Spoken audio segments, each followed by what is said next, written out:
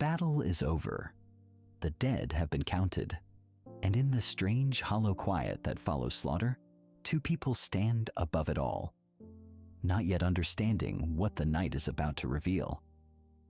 Winterfell breathes again.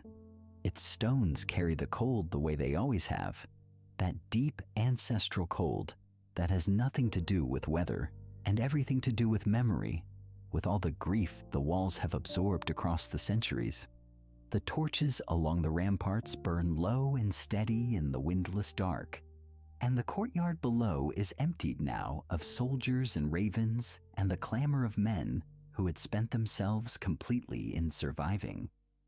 What remains is silence and two figures leaning against the ancient stone, looking out across the land that had nearly been lost forever.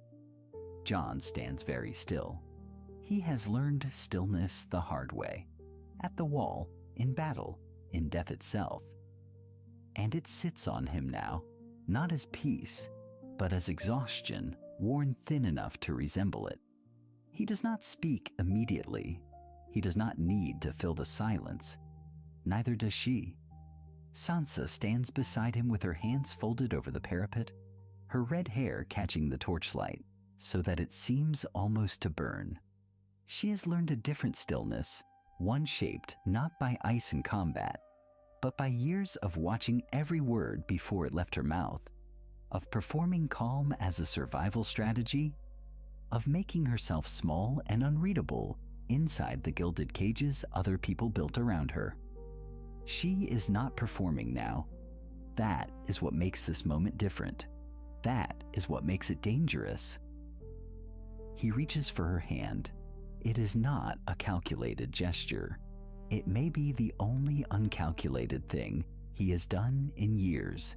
His fingers find hers along the cold stone, and she does not pull away. She does not tighten her grip either, not at first. She simply allows it, and in that allowance, there is something more honest than any embrace. The warmth between their hands is startling against the night air. Neither of them comments on it. Neither of them moves. For a long time they speak of ordinary things, if survival and grief can be called ordinary. They speak of the men who did not return. They speak of Rick and Stark with a specific kind of quietness, words that come slowly and land heavily and are not elaborated upon because there is nothing to elaborate. Some losses are simply craters that speech cannot fill. And then Sansa says something she has not said to anyone. She says it the way people say true things in the dark, not loudly, not with ceremony, but with the low steadiness of a confession that has been held for a very long time. She tells him that during the worst of it, King's Landing, the years of careful smiling, the months under Ramsay, when survival required her to go somewhere inside herself that she has not fully returned from, she thought of him. Not of Robb, not of her mother, not of home in any abstract sense. She thought of Jon specifically, his stubbornness, his particular unglamorous kind of goodness, the way he had always made her feel that gentleness was not weakness. She does not finish the thought entirely. She does not need to. Jon is quiet for a moment that stretches long enough to become significant. Then he says that returning to Winterfell would have meant very little to him without her here. He does not dress it as sentiment. He says it the way he says things he has decided to be true, plainly, without apology. It is the most vulnerable sentence he has spoken since coming back from beyond death. And they both understand the weight of it, even if they cannot yet name what it means. What is happening between them is not yet spoken aloud. It is present the way weather is present before it breaks, in the pressure of the air, in the particular quality of the stillness, in the way neither of them has moved their hands. Something older than words is shifting between these two people who grew up as siblings and have returned to each other as strangers rebuilt by entirely different fires. Then footsteps, the soft, deliberate footsteps of a man who has perfected the art of arriving precisely when arrival is most inconvenient. Petyr Baelish appears along the rampart like a thought that one wishes had stayed unthought. He is smiling the way he always smiles, warmly, completely, and with nothing genuine behind it. He congratulates Lord Snow on the victory. He does it elegantly at length, with precisely the right note of humble admiration. It is a masterpiece of performance. Jon and Sansa step apart.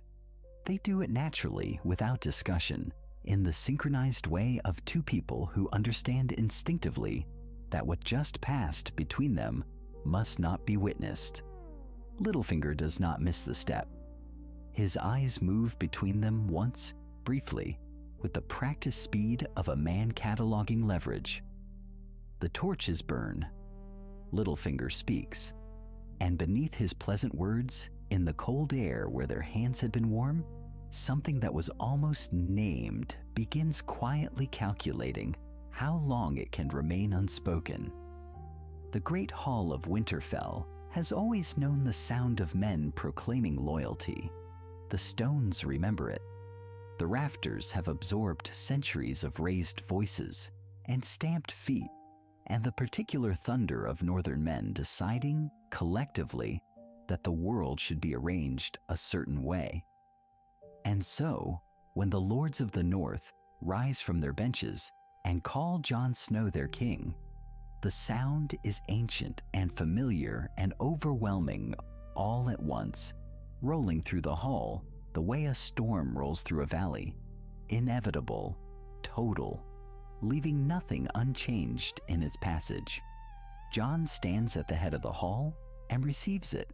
He receives it the way he receives most things that are given to him without his asking, with a stillness that could be mistaken for calm, with eyes that absorb rather than reflect, with a jaw set against the instinct to flinch. He is not a man who courts crowns. The assembled lords do not particularly care. Lady Lyanna Mormont, half the height of the men around her, and twice the weight of their collective conviction, has spoken her piece with the clean precision of a blade through argument, and the room has followed her the way rooms always follow certainty when they encounter it. Sansa stands to his right. She has placed herself there deliberately at the precise position that communicates support without subordination, presence without petition. She has thought about this placement. She has thought about most things in this room, about the angle of each face, about who stands close to whom, about which alliances have solidified in the days since the battle, and which remain porous and negotiable. These are the calculations she has learned to make. They are, she understands now, her form of survival. Not the sword, not the dire wolf, but the reading of rooms, the mapping of motivations, the patient architecture of positioning. The cheering rises, it crests, and in the middle of it, Jon turns to look at her. It is not a long look. By any external measure, it is nothing.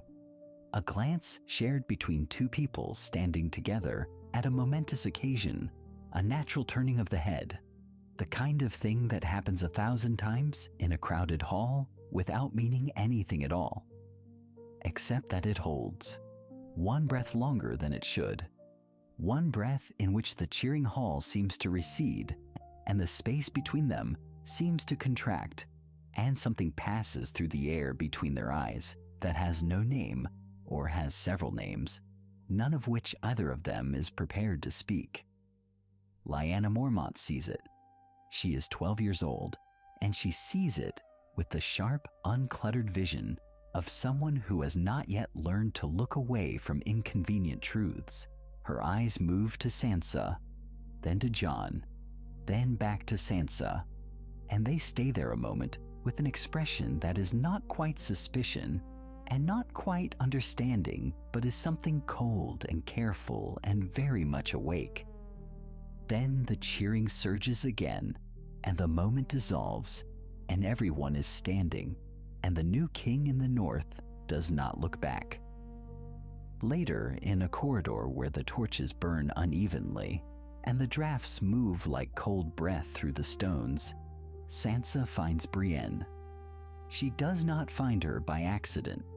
Nothing Sansa does in these days is accidental. She has been composing this conversation in her mind since before the feast ended, selecting and discarding words with the methodical care of someone who understands that what she does not say is often more important than what she does. She asks, in the careful circling way she has mastered, whether it is possible, in principle as a matter of general observation, to love someone one should not. She phrases it abstractly, academically almost, as though she is posing a philosophical question that happened to occur to her between one thought and the next. Brienne listens. Brienne has always listened more carefully than people expect from someone built the way she is built, from someone whose armor is so literal. She is quiet for a moment after the question settles between them. She thinks of Jaime. She does not say his name. She does not need to. And Sansa, who is very good at reading silences, understands this. The heart rarely asks permission before it chooses, Brienne says. She says it simply, without elaboration, with the flat certainty of someone delivering intelligence gathered at significant personal cost. She does not ask who Sansa is asking about. She understands that the question will not survive being made direct. Some things can only be spoken around their edges. Sansa thanks her. She says it quietly, meaning it completely, and walks back through the drafty corridor toward her own chambers, where a fire has been built up against the cold, and the night is pressing in through every gap in the ancient stone. If you're enjoying this alternate history of Westeros so far, please consider subscribing because I upload new stories every single day. Now let's continue with the story. Jon arrives perhaps an hour later. He knocks. He states, when she opens the door, that there are matters of preparation for winter he wishes to discuss. Supply routes, the condition of the granaries, the reports coming in from the outer keeps. These are real concerns. He is not lying when he names them. And yet, they both understand, with the wordless precision that has begun to characterize every exchange between them, that this is not entirely why he has come. They sit on opposite sides of the fire. They talk about the granaries. They talk about the ravens that need sending, and the lords whose loyalty is warm in the hall but may cool by spring. They talk about what Littlefinger said to Jon the day before. Carefully, both of them watching the fire rather than each other as they navigate that particular name. The fire eats through its wood slowly. The candles drop.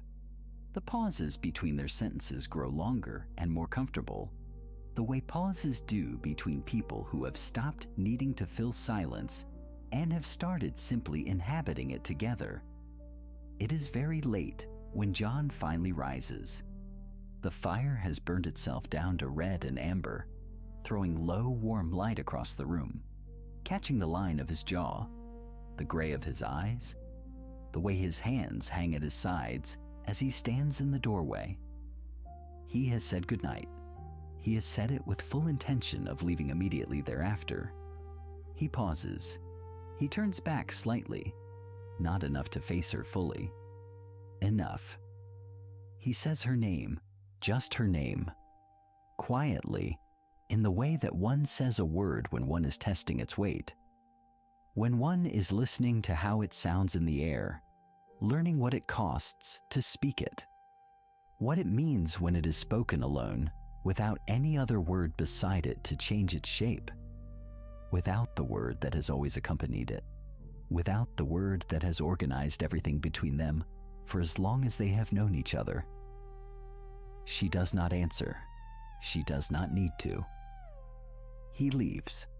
The door closes softly behind him, and Sansa sits beside the dying fire for a long time, listening to his footsteps fade down the corridor, understanding that something has just shifted in the architecture of the world they are both trying to build, and that somewhere on the other side of that closed door, moving through the cold dark of Winterfell's passages, he is understanding it too.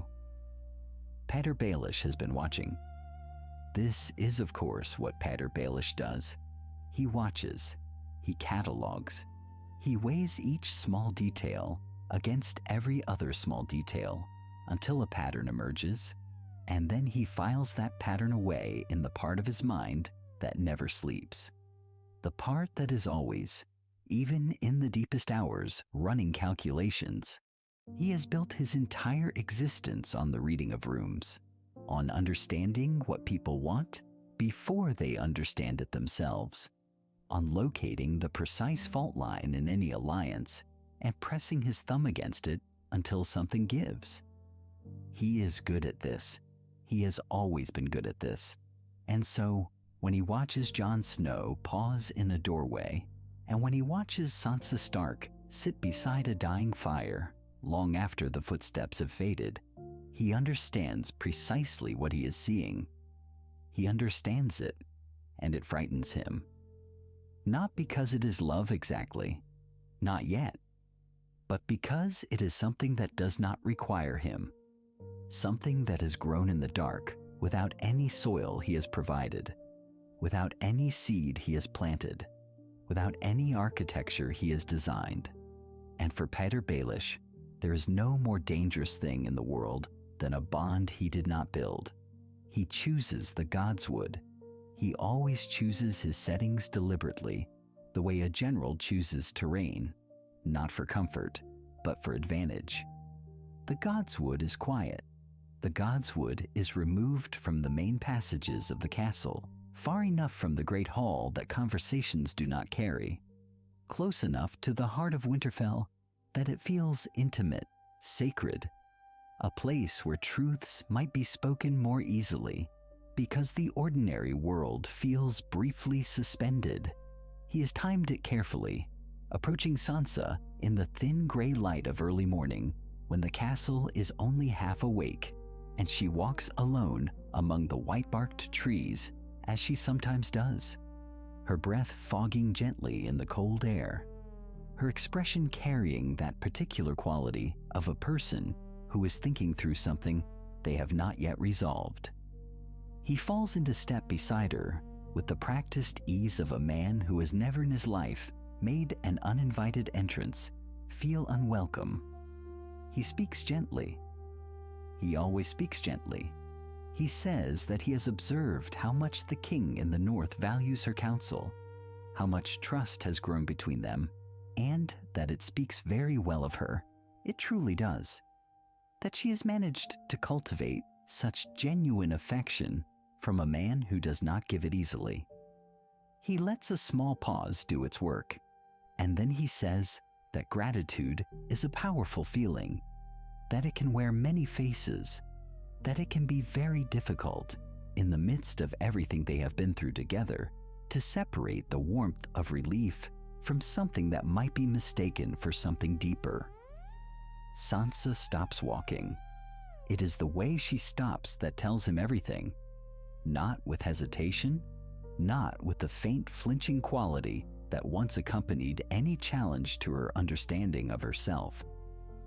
She stops cleanly, the way a door closes. She turns to look at him, and her eyes are level and clear and carry none of the old uncertainty that he has always found so useful.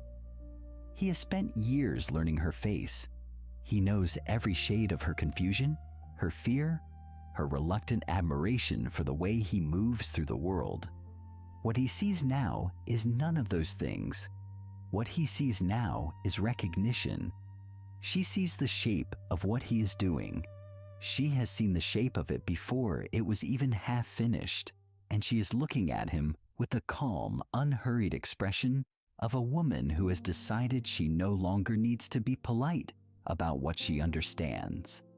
She tells him plainly, His counsel, she says, is no longer welcome. She does not raise her voice. She does not explain herself at length or offer him the courtesy of elaboration. She says it the way one says a thing that has already been decided, not in this moment, not as a reaction, but long before this conversation began, perhaps somewhere between the dying fire and the morning frost, in the quiet hours when things become clear. And then she tells him something else. She tells him that she will be informing Jon of this conversation, not as a threat, simply as a fact, the way one states something that is simply going to happen. He watches her walk back toward the castle through the pale trees. He watches until she is gone, and then Petyr Baelish stands alone in the godswood for a long moment, and something moves through his expression that he does not permit to linger, something that is not quite grief and not quite fury, and is perhaps the closest thing to both he is capable of feeling. He has lost her. Not to Jon Snow, not really. That is merely the circumstance. He has lost her to herself, to the version of her that no longer requires anything he has to offer. He returns to his chambers. He sits at the small writing table beside the narrow window. He draws out a sheet of parchment, and after a long silence, during which the fire in his hearth burns low and he does not move to tend it, he begins to write. The letter is addressed south. The seal he will press into the wax is not his own. The name at its destination is one that has received his correspondence before in other seasons when other arrangements needed to be made. Cersei Lannister is not a woman who forgives easily, but she is a woman who acts. And right now, Petyr Baelish does not need forgiveness. He needs a fire. Bran Stark arrives at Winterfell on a morning when the sky sits low and gray over the battlements, the kind of morning that withholds light rather than offers it. He is carried through the gates in his chair, and the yard fills briefly with the noise of reunion. Sansa's voice, warm and careful, the quiet efficiency of servants who have learned to manage their surprise at the things this young man carries behind his eyes. But the reunion, such as it is, does not last long in the open air. Bronn asks to speak with Jon and Sansa together. He asks for a closed room, and those who know him well enough have learned that when Bran Stark makes a request with that particular stillness in his face, the request is not truly a request at all. The solar is small and fire-lit. The three of them fill it in a way that suggests something long overdue, a configuration that fate has been arranging from a distance, shifting pieces across a very large board toward this single point of convergence. Bran speaks without preamble. He does not soften what he knows. He has seen too much to believe that softening serves anyone, and the truth he carries is not the kind that benefits from delay. Jon Snow is not Ned Stark's bastard. He is Lyanna Stark's son. He is Rhaegar Targaryen's son. He is, by every right that the realm has ever recognized, Aegon Targaryen, the sixth of that name, and his claim to the Iron Throne supersedes every other living claimant by blood. Bran delivers this not as revelation, but as record. He has seen it. The Citadel, through Sam Tarly's painstaking work among documents older than anyone in this room, has confirmed what the three-eyed raven witnessed at the Tower of Joy. The truth does not ask permission to exist. It simply is. The silence that follows is its own kind of weather. Jon does not speak for a long time.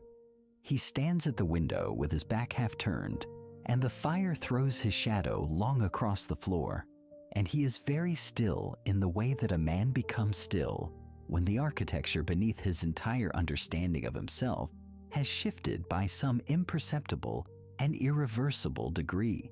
He does not finish processing this. He cannot, not yet. He does not need to. What he needs in this moment is the one thing he has learned to reach for when the ground refuses to hold. And so he looks at Sansa. Bran, who sees more than rooms contain, makes a quiet excuse and allows himself to be guided out. The door closes, and the solar, which has held 1,000 political calculations within its walls, now holds something it has perhaps never been asked to hold before. Sansa absorbs the truth, the way she has learned to absorb every sharp and world-altering thing. With her spine straight and her face composed and her mind already moving. Because a mind that stops moving is a mind that drowns. She thinks through it once, then again. She is methodical in this, ruthless in her own quiet way, and Jon watches her work through it and finds, beneath the enormity of what has just been revealed, something that resembles relief. She has always been the person he trusts to look directly at difficult things. She is the one who speaks first. Her voice is even. She points out, with precision that is almost gentle, that if Jon is not Ned Stark's blood, then he is not her cousin, by blood either. That the tie between them is not a tie of lineage, but of years, of shared cold mornings, and a name and a home that form them both. She says it quietly. She does not elaborate. She does not need to. The room becomes very still. Jon turns from the window. He crosses the distance between them, and he tells her the truth, the way a man tells the truth he has been carrying too long. Not all at once, but carefully, as though each word is weight he is finally setting down. He tells her she is the reason Winterfell is a home, and not merely a castle. He tells her that every decision he has made since returning to these walls has been made with her voice, somewhere in his thinking, her judgment, her refusal to be broken by the things that tried to break her. He tells her he is done pretending that what he feels is simply loyalty. He tells her he would rather know where she stands than spend another night in the same fortress pretending otherwise. Sansa looks at him for a long moment, and then, for the first time since a boy king with golden hair taught her what it costs to be honest, she allows herself to want something openly. She does not reach for him yet, but she tells him the truth. She says his name, not Lord Snow, not my lord, not the careful title she has kept between them like a closed door. She says Jon, and somewhere to the south, in a solar that smells of ink and cold ash, a letter is already traveling toward a woman who has never once waited for permission to act. The dragons arrive before the armies do. That is always the way of it with Daenerys Targaryen. The sky announces her before the road does, those vast shapes banking low over the Wolfswood and pulling shadows across the snow like something the world has not had reason to remember in 300 years. The men on Winterfell's walls do not speak when the wings pass overhead. They simply look up, and in looking up, they understand something about the nature of the coming meeting that no diplomatic phrasing could have prepared them for. Power at that scale does not ask for attention. It simply arrives. She lands in the courtyard on Drogon's back, and it is a masterful entrance, calculated, absolute, the kind of arrival that has leveled the pride of Khals and slavers and ancient cities. The Dothraki ride through the gates behind her in a river of dark horses and braided hair and weapons that have known no home but movement. The unsullied march in their perfect, terrible silence. The courtyard fills, and the walls seem somehow smaller than they were an hour ago, and this is precisely the effect she intends. Jon meets her at the base of the steps. He is not alone. Sansa stands one step behind him and one step to his left, and the positioning is not accidental. It is the arrangement of a woman who has spent years reading rooms and understanding where the weight of a moment falls and who has chosen her place in this one with complete deliberateness. She wears gray and silver. She does not smile in the way that courts are trained to smile at the arrival of power. She simply watches, and her watching is steady, and Daenerys notices this immediately, because Daenerys notices everything. The introduction is formal. Jon speaks with the careful weight of a man who has survived enough to know that the first words of a conversation often determine its entire architecture. He acknowledges her titles. He does not recite them in the breathless, flattening way of men who are trying to manage their own fear. He simply names her, and then he turns, and he names Sansa. And in the way he turns, there is something that Daenerys has not encountered before in a king seeking her alliance. He does not look relieved to see her. He looks like a man who already has what he needs, and who is now determining how a new element fits. Sansa steps forward. The questions she asks are not the questions of a woman performing deference. She asks about grain. She asks about the Dothraki custom of livestock and how many animals the Khalasar has brought versus how many it expects the North to provide. She asks about unsullied rations, about whether the men eat as heavily in cold weather as in the warmth of Essos, about whether Daenerys has experience quartering armies in climates where frostbite kills faster than arrows. The questions are precise. They carry within them the entire history of a woman who managed Winterfell through a winter that arrived before its time, who stretched stores that should have fed 200 to feed 400, and did not lose a single person to starvation. Daenerys does not have a ready answer for the grain. She expected this meeting to be about dragons. Sansa has made it, without a single sharp word, about logistics, and logistics are where power actually lives. Daenerys cannot easily dismiss her. This is the thing she registers and does not say aloud. Later, when the torches in the guest quarters are burning low, and Jorah sits across from her with the patience of a man who has watched her long enough to read the particular quality of her silence, she tells him what she sees. She had expected to find a bastard king made desperate by war and isolation, a man who would recognize her fleet and her armies and her dragons as salvation and orient himself accordingly. That is not what she found. She found a man who already has something, and she finds herself working backward from that observation toward its source. Jorah listens. He does not offer easy comfort because he knows better. He simply listens. She tells him that every man who has ever looked at her has looked at her name or her power or the fire she carries. It is always the thing she represents rather than the thing she is. She has never found this troubling before. She finds it troubling now in the way that only a contrast can make a familiar fact feel suddenly unfamiliar. She tells him this in the quiet way she reserves for observations that genuinely cost her something to make. Jorah does not answer immediately. The fire settles in its grate, and in the corridor outside, Jon's footsteps are audible, moving in the direction of Sansa's chambers rather than his own, stopping at the door, the sound of a quiet knock, 2 measured beats, and then the sound of the door opening. Daenerys hears it.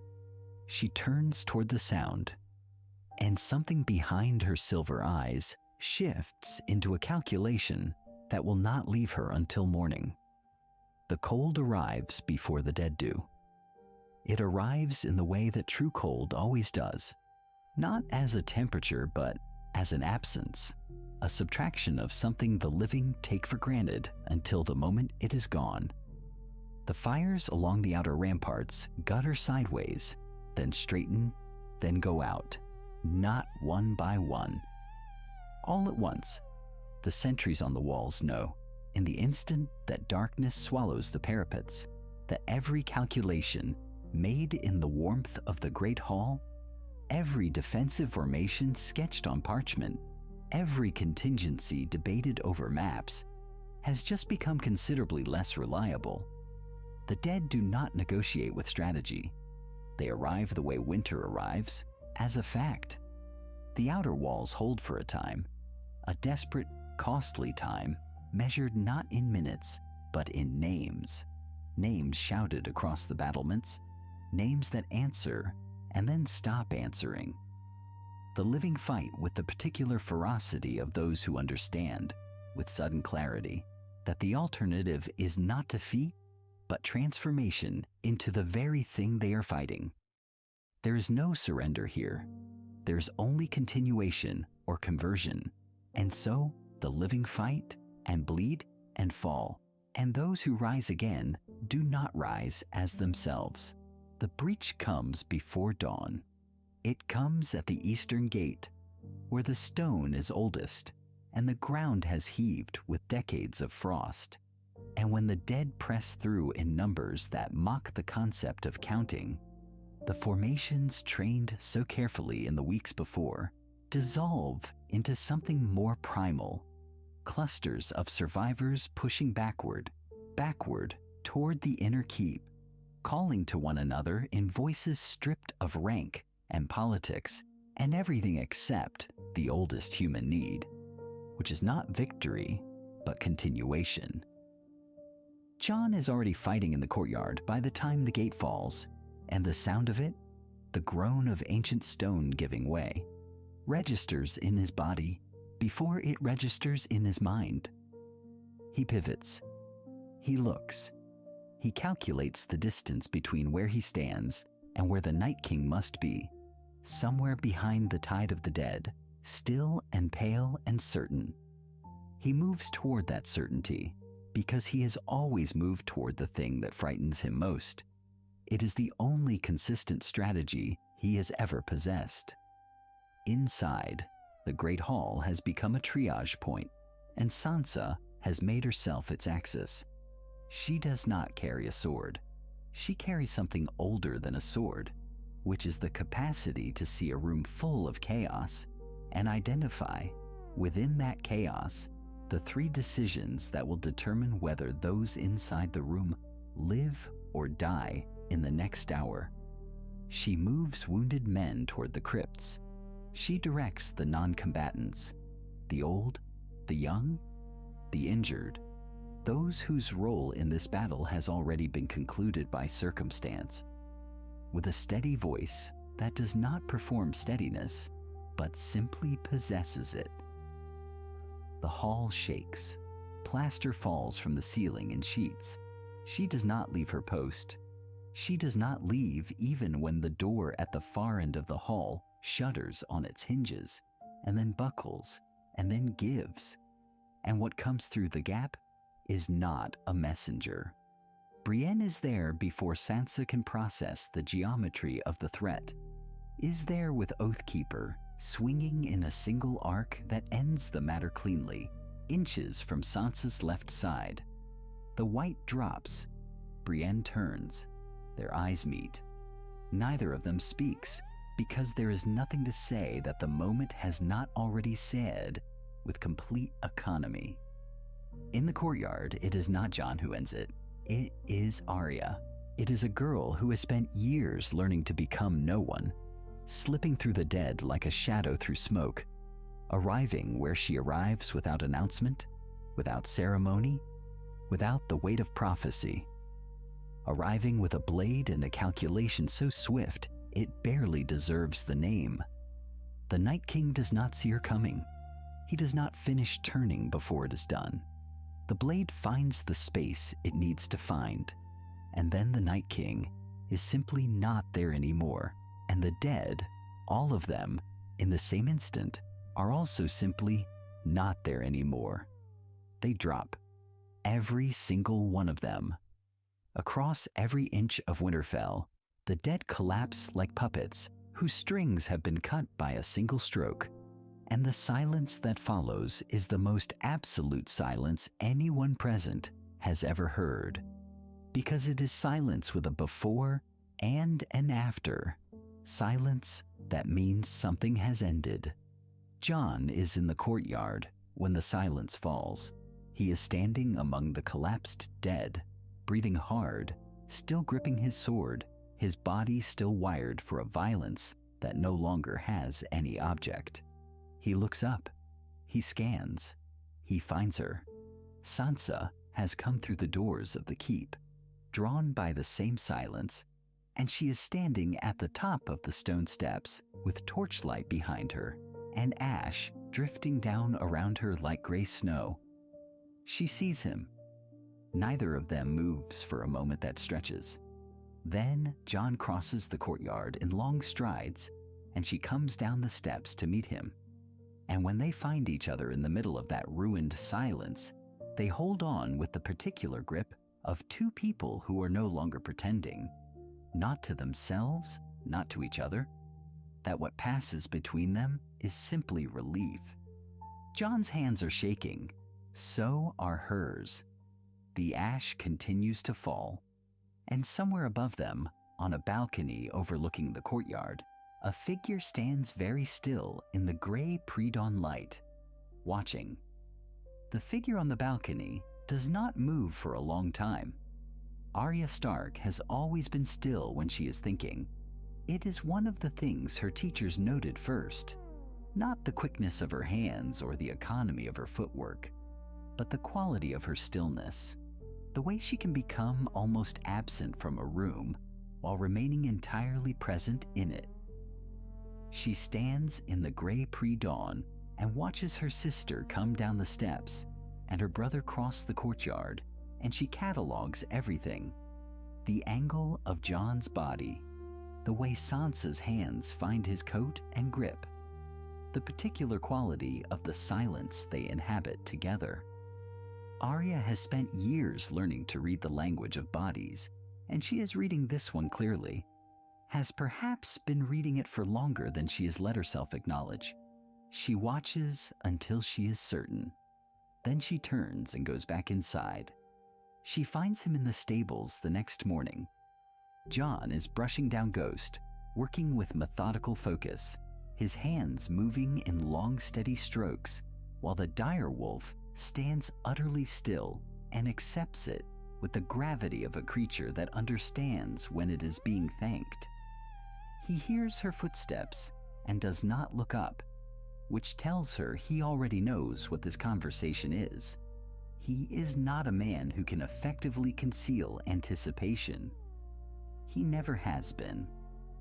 Arya steps into the stall and leans against the post and looks at him with the measuring look she has spent years perfecting. Not hostile, not warm, simply precise. A gaze that takes accurate inventory and does not flinch from what it finds. She tells him she has seen the way he watches Sansa. She tells him she has been seeing it for some time. She tells him she needs to know his intentions are honest before she decides how to feel about any of it. And her voice is flat and steady and entirely without performance. Jon stops brushing. He sets the brush down on the rail. He turns to face her. The thing about Arya is that she has always been able to produce in him a particular helplessness. Not the helplessness of a man being outmaneuvered, but the helplessness of someone who simply cannot construct a convincing falsehood in her presence. She is watching him with their father's eyes. She has always had their father's eyes. He finds, as he has always found, that he has nothing to offer her but the truth. So he gives her all of it. He tells her about the letter from Sam, tells her what it means and what it does not change, tells her what has been building between him and Sansa through all the seasons of difficulty and distance, and arriving at the same conclusions from opposite directions. He does not dress it carefully. He lets it sit as it is, and when he is finished, he watches Arya's face do the quiet, invisible work of assessment that is the closest thing she has to visible emotion. She is silent for a long moment. Ghost has turned to look at her with his red eyes, patient and enormous and utterly without agenda. Then Arya says that Sansa has survived more than any of them. She says it simply, with a flatness that carries enormous weight, the way a stone dropped into still water carries its mass in concentric rings long after the initial impact. She says Sansa has earned whatever happiness she is capable of finding, and that she deserves someone who is actually looking at her when she is in the room. She says if he hurts her, she will handle it professionally. This is not a threat delivered with heat. It is a fact delivered with precision. Jon believes her completely. Arya finds Sansa that same afternoon by the fire in the solar, where Sansa is sitting with papers spread across her lap and the particular stillness of a woman whose attention is not entirely on the work in front of her. Arya closes the door. She sits down on the floor beside her sister's chair, the way she used to sit when they were small, and the fire was the warmest thing in Winterfell, and their father was somewhere in the castle, present, alive, a fixed point in the world they trusted absolutely. She says simply that she knows. She says she thinks Sansa has chosen well. Sansa sets the papers down very carefully. The fire pops once in the silence. What passes between them then is not a conversation so much as a dissolution of something that has been held taut for years. Distance accumulated through divergence, through different kinds of suffering, through becoming people so unlike the girls they were. That reunion sometimes felt more like introduction, but they were those girls once. They are still in some inaccessible interior place, those girls. And sitting here in the firelight, with ash still drifting somewhere outside, and the long night finally over, the distance contracts. Sansa reaches down without looking and takes her sister's hand. They stay like that for a long time, not speaking, watching the fire. It is the closest they have been since Winterfell still had their father in it. In the corridor outside, a servant passes and does not think to interrupt. Down in the great hall, the conversation that will force everything into the open is already beginning to take shape.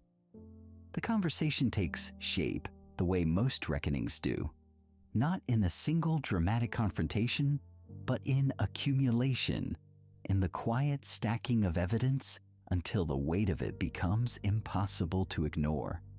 The Maester whose loyalties Sansa had cultivated carefully over months, whose small courtesies and thoughtful attentions she had repaid with trust and the occasional meaningful confidence, brings her the intercepted correspondence before dawn. The ravens from King's Landing never reach their intended recipient. They reach her instead. She reads them once, twice, a third time. Then she dresses and goes looking for her brother. Jon is already awake. He is almost always already awake. She finds him in the yard in the cold gray pre-dawn, not training, simply standing, looking up at the towers of Winterfell, the way a man looks at something he cannot quite believe belongs to him. She crosses the yard and stands beside him and holds out the letters. He reads them. He does not speak for a long moment. When he does, his voice is very quiet, and there is something in it that is not anger exactly, but is what lives directly beneath anger when anger has been compressed and refined into something harder and more permanent. He says they will call the lords. He says today. The great hall fills by mid-morning.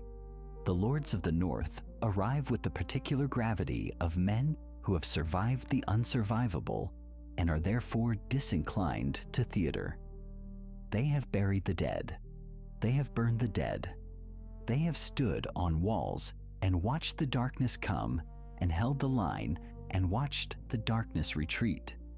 Political maneuvering, which once carried the electric charge of genuine danger in their calculations, now registers as something faintly exhausting, like being asked to solve an arithmetic problem in the immediate aftermath of a battle.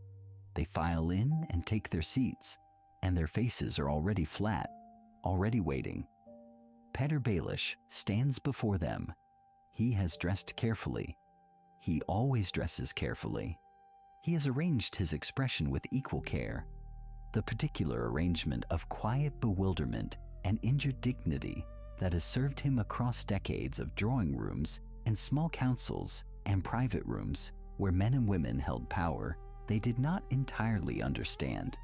It is a masterwork of a performance. It is completely without audience.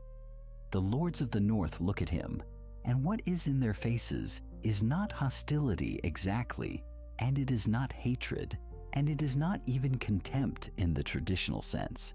It is simpler than all of that. It is the flat, uncomplicated gaze of people who have looked at the actual end of the world and have no patience remaining for anything that is not precisely what it claims to be. Sansa speaks. She speaks clearly and without particular emotion, which is itself a kind of ruthlessness, the deliberate removal of feeling from a recitation that contains feeling at every line. She lays out the years. She lays out what he told her father, and what he told Lord Arryn's widow, and what he whispered into the ear of the Vale when it suited him, and what he whispered into the ears of her enemies when that suited him instead. She details the letters, reads them aloud, lets the language stand on its own. She explains the attempts to place doubt between herself and Jon. Small seeds, carefully planted, calibrated for a slow harvest. She says all of this with the precision of someone who has spent a very long time thinking it through, arranging it into its correct order, refusing to let her own history with him distort the architecture of fact. Petyr listens. At several points he begins to speak, and what begins to emerge is familiar.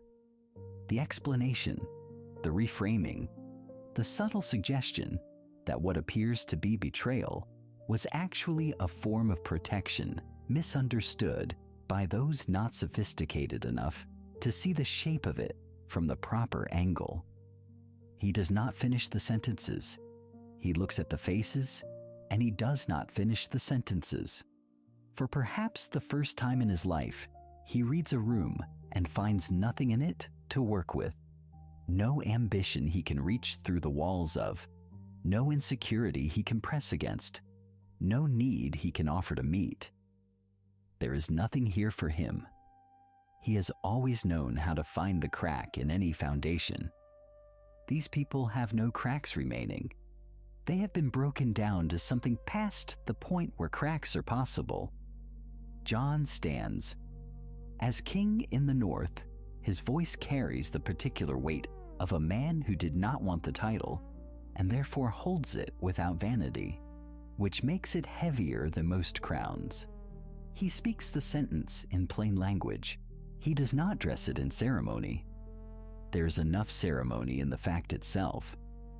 Sansa watches. She does not look away.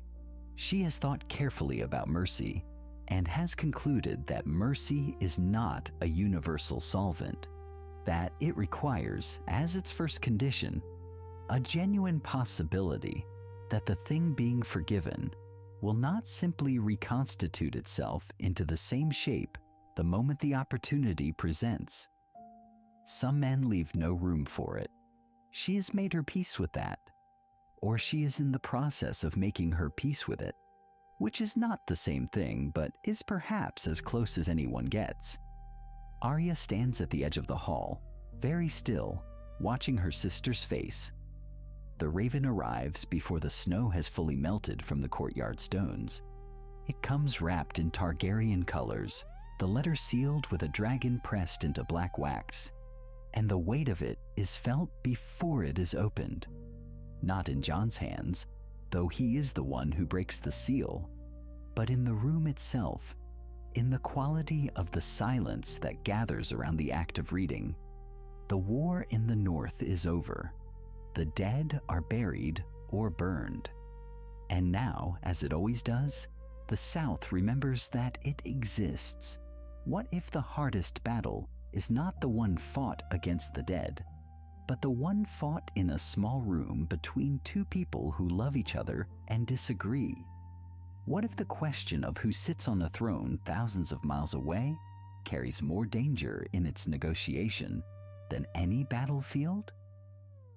Jon reads the letter twice. He sets it on the table between them and says nothing for a long moment, which is itself a kind of answer, or the beginning of one. Sansa reads it once. She does not need to read it twice. Daenerys' request is not quite a demand. It is constructed carefully, formally, even graciously.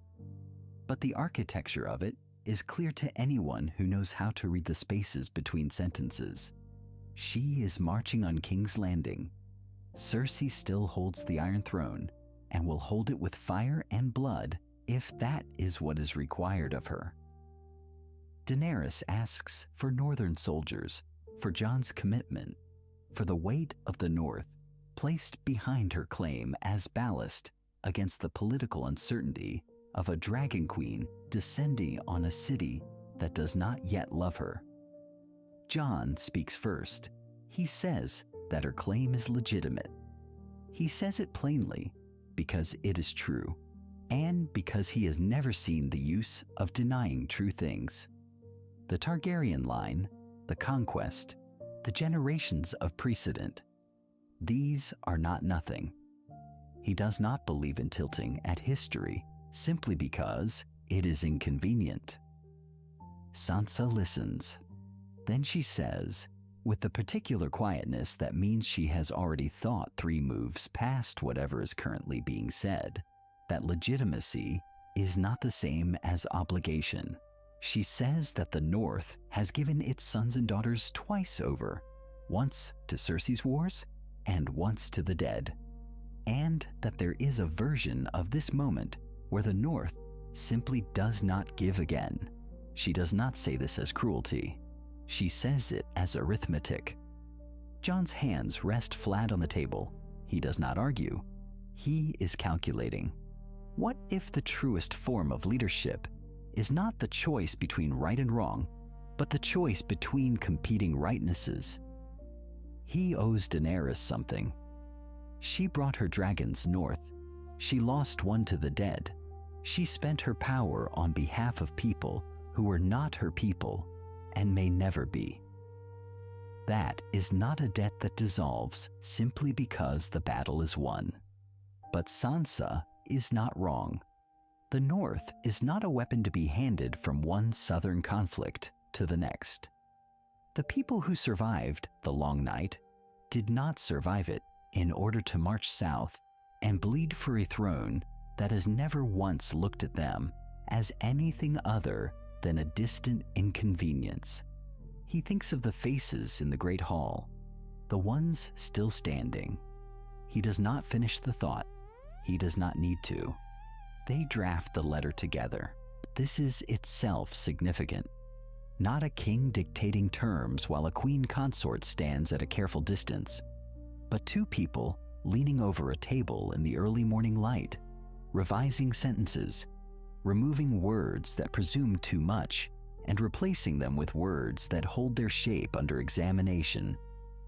The message that takes form is a careful thing, precise in its generosity and precise in its limits. The North acknowledges Daenerys of House Targaryen as the rightful heir to the Iron Throne. The North pledges its goodwill and its continued absence of hostility. The North will not march south. It is not a rejection. It is the opposite of a rejection, framed with such diplomatic precision that it offers Daenerys something to hold. Legitimacy, recognition, a northern voice that does not oppose her, while denying her the things she actually wanted. Jon signs it. Sansa adds her name beneath his. 2 signatures on a letter that is, in its way, a border drawn in ink. The raven goes south 3 days later. Daenerys' reply comes faster than expected, which is itself information. She has been waiting. She accepts the northern position. The word accepts carries in it a controlled frustration, readable to anyone who has learned to hear the pressure behind formal language, but she does not break the alliance. She is too strategic for that, and she knows it, and she knows they know it. And this mutual knowledge is the thing that keeps the correspondence civil. What no one anticipates is the second letter, which arrives not from Daenerys, but from a source much closer to King's Landing, and which contains information that changes the calculation entirely. Jon reads it standing. He does not sit down. The second letter is from Tyrion. It arrives without a seal, which is itself a message. A man in his position, Hand of the Queen, architect of strategy, survivor of 3 separate political extinctions, does not send an unsigned letter by accident. He sends it because a seal would make the letter official, and an official letter can be cited, referenced, used against its author in the precise kind of courtroom Tyrion has spent a lifetime avoiding. The absence of wax is a form of deniability. Jon understands this immediately. He reads the letter twice, then hands it to Sansa without explanation. She reads it once. That is enough. Tyrion's intelligence is simple in its delivery and staggering in its implications. Cersei has overextended. The Southern campaign is entering its final phase, and the cost has been brutal. Not for the North, which has remained exactly where it pledged to remain, but for Daenerys, whose forces have bled across 3 battles to pry the capital loose from its grip. Tyrion does not say that victory is near. He says something more precise, that the outcome is no longer in question, only its price. And then, in the final lines of the letter, he says something that neither Jon nor Sansa expected him to say. He tells them to stay where they are. He tells them, in language careful enough to carry warmth beneath its diplomacy, that what they have built in the North is worth more intact than spent on a war that does not belong to them.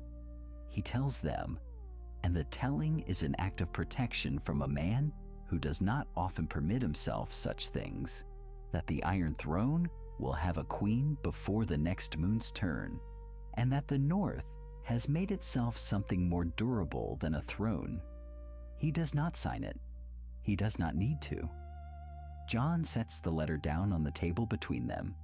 Outside the solar windows, Winterfell carries on its business.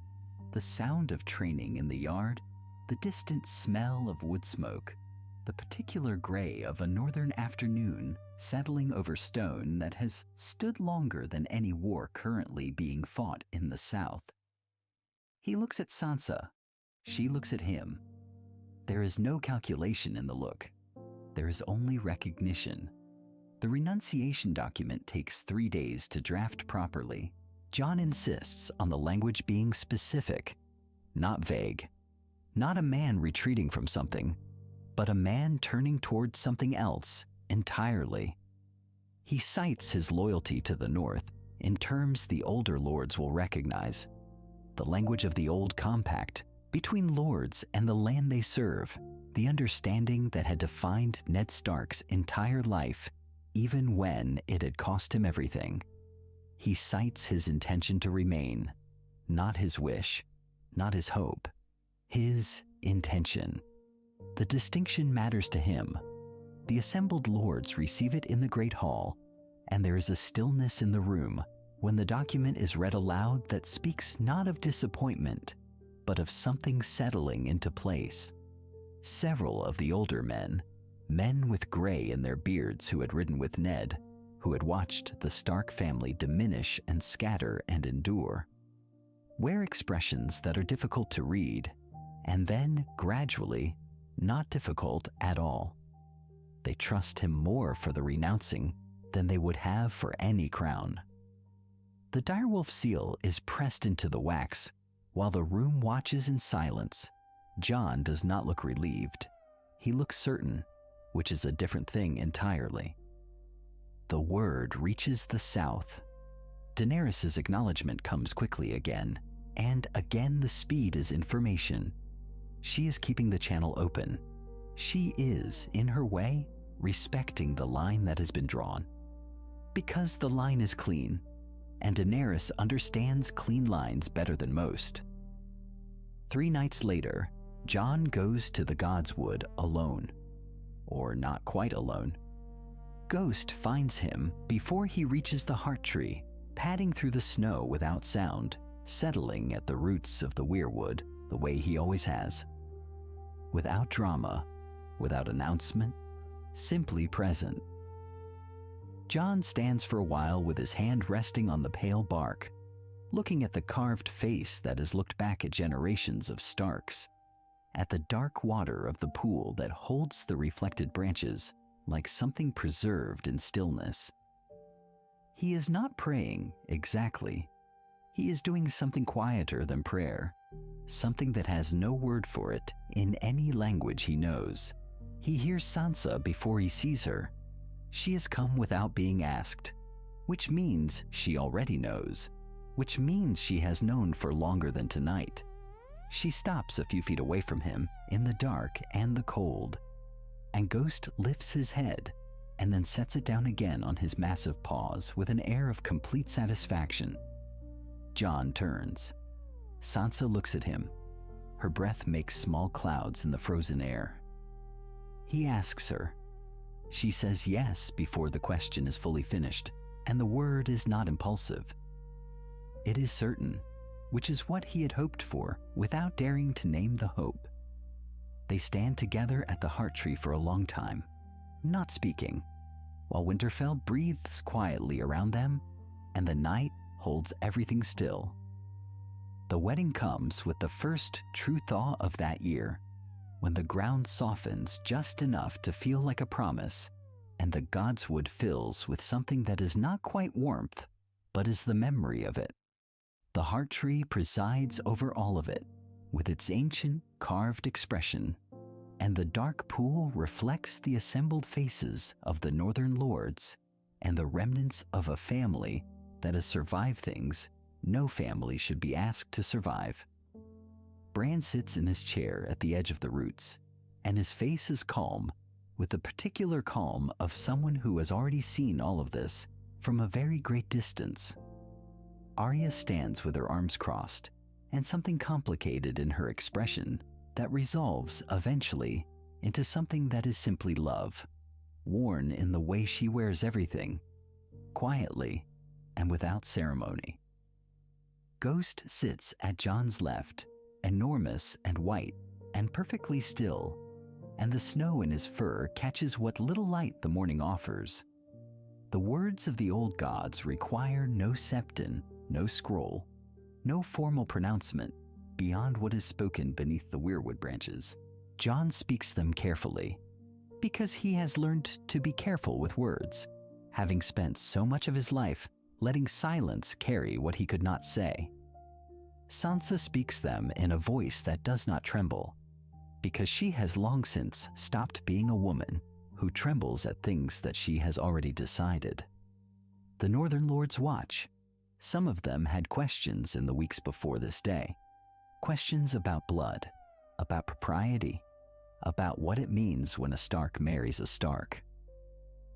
Bran had answered those questions with the same unhurried precision he brings to everything now, and the truth of Jon's parentage, carried north from King's Landing and ratified by the memory of three-eyed ravens, settles the matter of blood entirely. What remains is simpler. What remains is the question of who has held the North together through the longest darkness anyone living can remember. The Northern Lords know the answer. They have always known the answer. They bend the knee at the ceremony's end, not because they are commanded to, but because it is the thing that feels most true. The years that follow have a texture that is different from everything that came before them. It is the texture of deliberate work rather than desperate survival, of decisions made with time enough to make them well. Settlements are re-established south of the wall in careful stages, each one chosen for the quality of its soil and the defensibility of its position, each one supported with timber and seed, and the kind of patient investment that only a governing pair with genuine experience of loss would think to make. The mountain clans, who have kept their own counsel through all the chaos of the long night and the wars before it, find in Jon a man who speaks to them without condescension, and in Sansa a woman who understands that an alliance honored over years is worth infinitely more than a treaty signed under pressure. Old roads are cleared, old agreements are renewed. The North fills back in slowly, the way color returns to a face after illness, not all at once, but steadily with each returning day.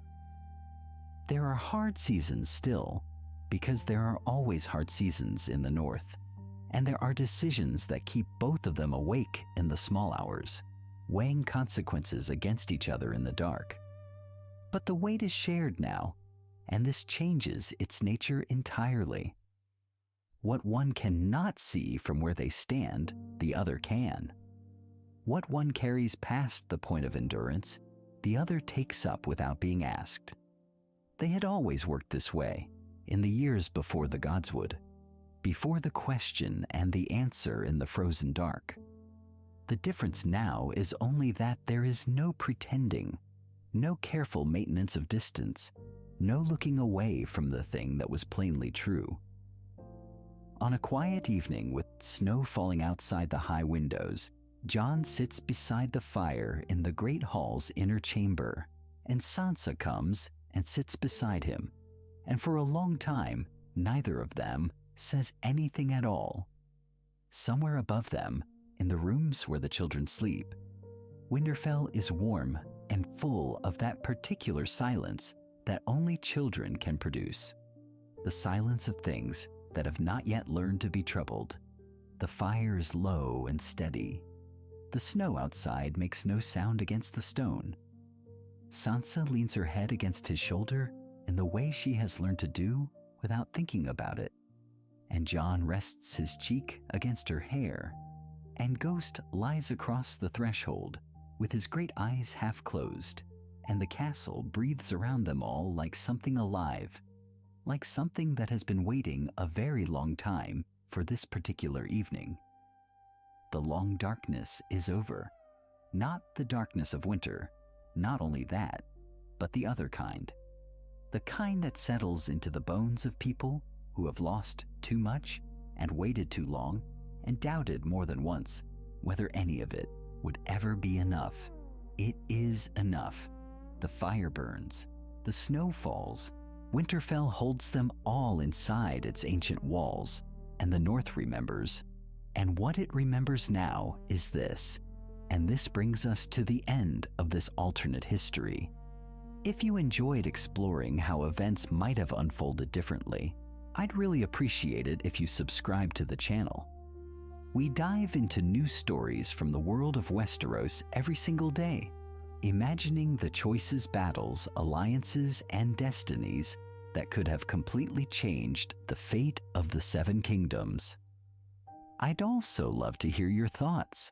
What do you think would have happened next? Did this version of history end better than the original, or would you have taken the story in a completely different direction? Leave your ideas in the comments, because many of the best future stories come directly from your suggestions. Thank you so much for watching and for spending your time with me. I'll see you tomorrow with another alternate history from Westeros. Until then, peace out.